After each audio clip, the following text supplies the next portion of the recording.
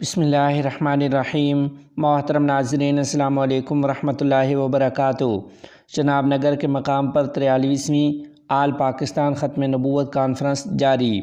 تفصیلات کے مطابق عالمی مجلس تحفظ ختم نبوت کے زیر اہتمام 43ویں آل پاکستان 2 روزہ سالانہ عظیم الشان ختم نبوت کانفرنس گزشتہ روز 24 اکتوبر سے مرکز ختم نبوت مسلم کالونی جناب نگر میں امیر مرکزیہ حضرت پیر حافظ ناصر الدین خاقانی دامت برکاتہم اور دیگر روحانی شخصیات کی صدارت میں منعقد ہو رہی ہے۔ کانفرنس کی مختلف نشستوں کی صدارت امیر مرکزیہ مولانا پیر حافظ ناصر الدین خاقانی، نائب امیر مرکزیہ مولانا صاحبزادہ خواجہ عزیز احمد، مولانا خواجہ خلیل احمد، مفتی محمد حسن صاحب لاہور، مولانا عزیز الرحمن جلندری صاحب سمیت دیگر متعدد مشائخ اعظام کر رہے ہیں۔ محترم ناظرین و سامعین، آپ کو بتا دیں کہ آج سالانہ ختم نبوت کانفرنس جناب نگر کے دوسرے روز قائد جمعیت حضرت مولانا فضل الرحمن صاحب دامت برکاتہم العالیہ نماز جمعہ کے بعد اس کانفرنس میں شریک شرکاء سے خطاب فرمائیں گے۔ صدر وفاق المدارس العربیہ پاکستان حضرت مفتی محمد تقی عثمانی صاحب دامت برکاتہم العالیہ کی اپیل پر آج بروز جمعہ یوم تشکر کے طور پر منایا جائے گا۔ تفصیلات کے مطابق صدر وفاق مولانا مفتی محمد تقی عثمانی صاحب، امیر جمعیت علماء اسلام مولانا فضل الرحمن صاحب اور ناظم اعلیٰ وفاق المدارس مولانا قاری محمد حنیف جلندری صاحب کی اپیل پر آج بروز جمعہ یوم تشکر کے طور پر منایا جائے گا۔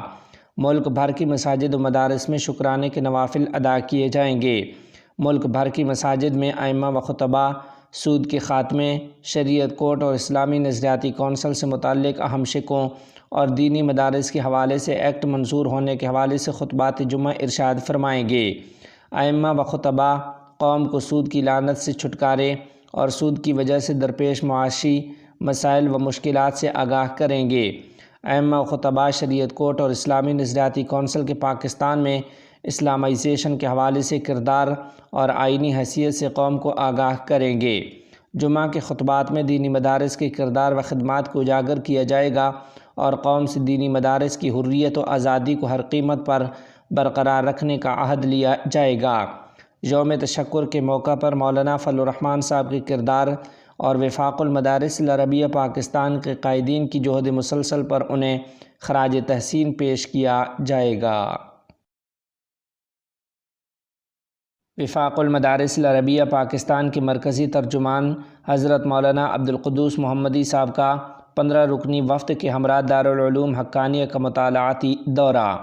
تفصیلات کے مطابق گزشتہ روز اسلام آباد کے معروف مثالی دینی و تعلیمی ادارے محمدی مسجد کے محتمم و روح رواں اور وفاق المدارس العربیہ کے مرکزی ترجمان مولانا عبدالقدوس محمدی صاحب اپنے ادارہ کے 15 رکنی وفد کے ہمراہ دارالعلوم حقانیہ کا مطالعاتی دورے کے لیے تشریف لائے۔ آپ کے ہمراہ آپ کے چھوٹے بھائی حضرت مولانا عبدالرؤف محمدی بھی شامل تھے۔ وفد میں جامعہ محمدی کے اساتذہ، علماء کرام، ناظمین اور اس کی شاخوں کے نگران حضرات ہمراہ تھے۔